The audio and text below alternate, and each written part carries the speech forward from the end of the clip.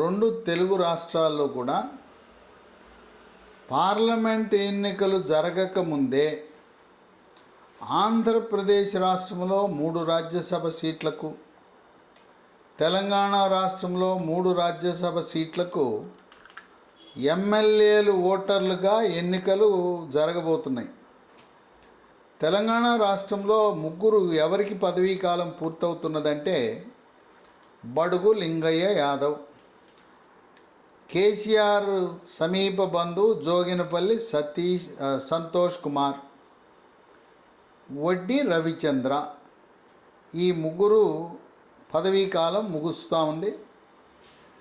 ఈ 3 రాజ్యసభ సీట్లలో తెలంగాణలో ప్రస్తుత శాసనసభ్యుల సంఖ్యాబలం ఆధారంగా 2 కాంగ్రెస్ పార్టీకి, 1 బీఆర్ఎస్ పార్టీకి లభించే అవకాశం కనపడుతూ ఉంది. ఇక్కడ పోటీ ఉండకపోవచ్చు. 3 కూడా ఏకగ్రీవంగా 2 కాంగ్రెస్కి, 1 బీఆర్ఎస్కి వచ్చే అవకాశం కనపడుతూ ఉంది.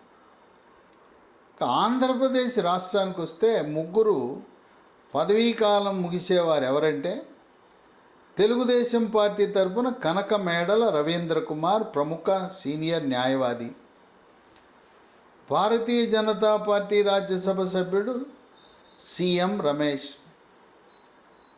3వ వ్యక్తి నెల్లూరు జిల్లా పార్టీ వైఎస్ఆర్సీపీ అధ్యక్షుడు వేమిరెడ్డి ప్రభాకర్ రెడ్డి. ఈ 3 సీట్లు శాసనసభ్యులందరూ కలిసి ఈ అసెంబ్లీ పార్లమెంట్ ఎన్నికలకు ముందే ఓటింగ్ ప్రక్రియ పూర్తి చేయాలి.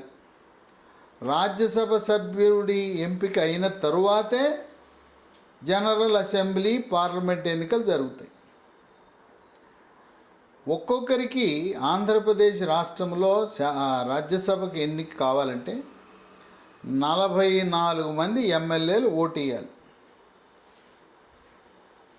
గత సంవత్సరము శాసనసభ్యుల నుంచి ఎమ్మెల్సీల ఎన్నిక ప్రక్రియ సందర్భంగా కేవలం 23 సీట్లు ఉన్న తెలుగుదేశం పార్టీ బలం లేకపోయినా వైఎస్ఆర్సీపీ ఎమ్మెల్యేల మద్దతుతో 1 సీటుని పంచుమర్తి అనురాధ బీసీ సామాజిక వర్గం, చేనేత సామాజిక వర్గానికి చెందిన వ్యక్తిని గెలిపించుకుంది తెలుగుదేశం పార్టీ వ్యూహాత్మకంగా.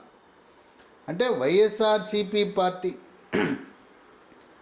తను సరైన వ్యూహము అమలు చేయని కారణం వల్ల సంఖ్యాబలము లేకపోయినా వైఎస్ఆర్సీపీ ఎమ్మెల్యేల సహకారంతో 1 ఎమ్మెల్సీ సీట్ని కైవసం చేసుకుంది.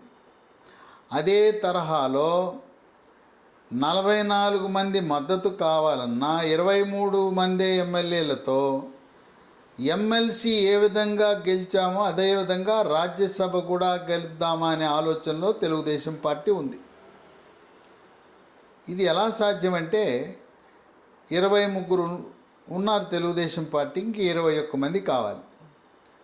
ఇప్పుడు జగన్మోహన్ రెడ్డి మార్పులు చేర్పుల ప్రక్రియలో అంతర్జిల్లా బదిలీలు, అంతర్జోన్ల బదిలీలు, అంతర్రాష్ట్ర బదిలీలు, ఆ ప్రక్రియలో భాగంగా ఇప్పటికే 38 మంది జనరల్ ట్రాన్స్ఫర్స్, మాస్ ట్రాన్స్ఫర్స్, సామూహిక బదిలీలు, సామూహిక మార్పులు చేశాడు. ఆ సామూహిక మార్పులలో సీట్లు కోల్పోయిన వారు ఓటర్లే. వాళ్ళు జగన్మోహన్ రెడ్డిపై కోపంతో సీటు రాని ఎమ్మెల్యేలందరూ కూడా రాజ్యసభకు వైఎస్ఆర్సీపీ రాజ్యసభ ఆయన అభ్యర్థి కాకుండా తెలుగుదేశం అభ్యర్థికి ఓటేసే అవకాశాలు కనపడుతున్నాయి.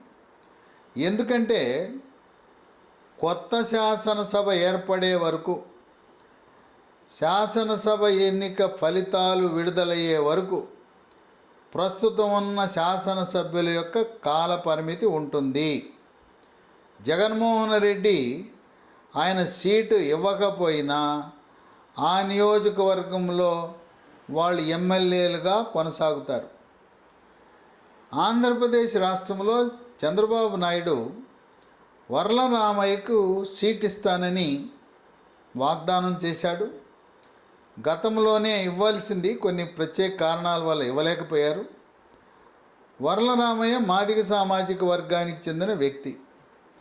వర్లరామయ్యని క్యాండిడేట్గా అభ్యర్థిగా పెట్టి వ్యూహాత్మకంగా సీటు రాని వైఎస్ఆర్సీపీ ఎమ్మెల్యేలు, అసంతృప్తికి లోనైన వైఎస్ఆర్సీపీ ఎమ్మెల్యేలు వాళ్ళ యొక్క బలంతో ఒక రాజ్యసభ సీటు కైవసం చేసుకునే అవకాశం కనపడుతుంది. తెలుగుదేశం హైకమాండ్ దీన్ని పరిశీలిస్తూ ఉంది. వాళ్ళు అక్కడ లెక్కలేస్తున్నారు. ఈ విధంగా ఇప్పుడు వైఎస్ఆర్సీపీ పార్టీ సూత్రప్రాయంగా ఒక 3 అభ్యర్థులను ఎంపిక చేసింది. 3 సామాజిక వర్గాలు, 3 ప్రాంతాల నుంచి. రాయలసీమ ప్రాంతం నుంచి బలిజ సామాజిక వర్గానికి చెందిన సీటు నిరాకరించబడిన ఆరణి శ్రీనివాసులు. ఆయన ప్రస్తుతం చిత్తూరు శాసనసభ్యుడిగా ఉన్నాడు. నువ్వు గెలవు, పీకే సర్వే ఓడిపోతావని చెప్పారు. నిన్ను రాజ్యసభకు పంపిస్తామని చెప్పి ఆయన్ని అక్కడ సీటు లేకుండా చేశారు. ఇక ఆంధ్ర ప్రాంతంలో జగన్మోహన్ రెడ్డి బాబాయ్ వైవి సుబ్బారెడ్డిని రాజ్యసభకు పంపాలని, ఉత్తరాంధ్రలో పాయకరావుపేటలో ఉన్న గొల్లబాబురావు ఎమ్మెల్యే, నువ్వు అక్కడ వంగలపూడి అనిత, ఆమె తెలుగుదేశం పార్టీ మహిళా అధ్యక్షురాలుగా ఊపేస్తూ ఉంది. ఆమె వేగం ముందు, ఆమె కార్యకలాపాల ముందు, ఆమె స్పీడ్ ముందు నువ్వు ఆనలేవు, నువ్వు గెలిచే అవకాశాలు తక్కువని పీకే సర్వే చెప్పింది. అందుకని గొల్లబాబురావును కూడా రాజ్యసభకు పంపాలని ఆశిస్తున్నారు. ఇప్పుడు తెలుగుదేశం పార్టీ సంఖ్యాబలము లేకపోయినా అభ్యర్థిని ప్రతిపాదించి 10 మంది ఎమ్మెల్యేలు ఉంటే చాలు, 10 మంది ఎమ్మెల్యేలు సంతకం పెడితే రాజ్యసభకు నామినేషన్ ఫైల్ చేయొచ్చు. అందువల్ల తెలంగాణలో పోటీ జరిగే అవకాశం లేదు రాజ్యసభ సీట్లకు. ఆంధ్రప్రదేశ్లో తెలుగుదేశం పార్టీ మనం ఏ విధంగా ఎమ్మెల్సీ సీట్ని గెలుచుకుని ఒక బీసీ మహిళ చేనేత సామాజిక వర్గానికి చెందిన పంచుమతి అనురాధ, గతంలో ఆమె విజయవాడ నగర మేయర్గా కూడా గెలిచింది. అదేవిధంగా ఒక ఎస్సీ మాదిగ సామాజిక వర్గం తెలుగుదేశం పార్టీకి ఎల్లవేళలా అండగా ఉండేది ఆ మాదిగ సామాజిక వర్గం. ఎందుకంటే తెలుగుదేశం పార్టీ ఏబిసిడి అనే వర్గీకరణ చేయటము ద్వారా సామాజికంగా, రాజకీయంగా, ఆర్థికంగా, విద్యాపరంగా, ఉద్యోగపరంగా అన్ని రకాలుగా వెనుకబడిన మాదిగ సామాజిక వర్గానికి న్యాయం చేసింది తెలుగుదేశం పార్టీ, చంద్రబాబు నాయుడు. అందువల్ల ఆనాటి నుంచి కూడా చంద్రబాబు నాయుడు అంటే అతి సన్నిహితంగా మక్కువతో మాదిగలు తెలుగుదేశం పార్టీలోనే ఉన్నారు. ఈ మధ్యకాలంలో మందకృష్ణ మాదిగ ప్రధానమంత్రి మోదీని హైదరాబాద్ పిలిచి మహాసభ పెట్టడం ద్వారా మాదిగలకు న్యాయం చేస్తాం, మీకు సమాన హక్కులు వచ్చేలా మేము చట్ట సవరణ చేస్తామని మోదీ చెప్పిన తర్వాత మాదిగలు బీజేపీ పార్టీకి కూడా బాగా సన్నిహితులయ్యారు.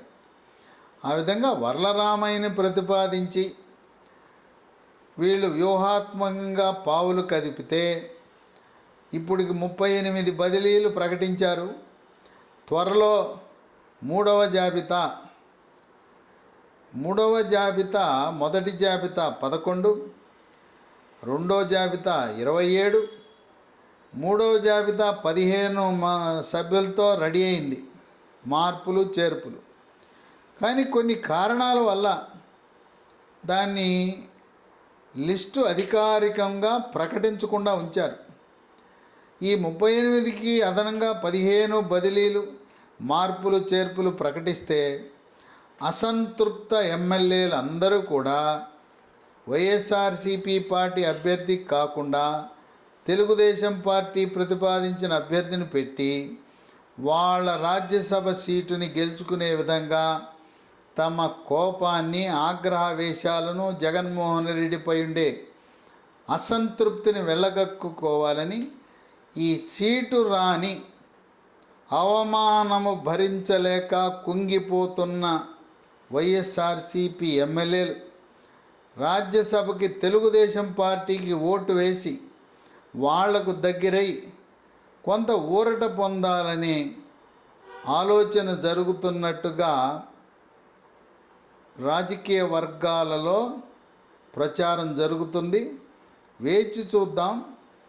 శాసనసభ ఎన్నికల ముందు ఈ రాజ్యసభ పంచాయతీ పెట్టుకుంటారా, లేదు దమ్ముగా ఏ విధంగా సంఖ్యాబలము లేకపోయినా ఎమ్మెల్సీని గెలిపించామో చూడు మేము ఎలా రాజ్యసభ సీట్ని గెలిచామని జగన్మోహన్ రెడ్డికి సార్వత్రిక ఎన్నికల ముందే వ్యూహాలను చూపించి బలాన్ని, అలాగే వైఎస్ఆర్సీపీ యొక్క బలహీనతలను ప్రజలకు తెలిసేలా చేద్దామంటారనేది ఇంకా తెలుగుదేశం పార్టీ తుది నిర్ణయం తీసుకోవాల్సిన అవసరం ఉంది.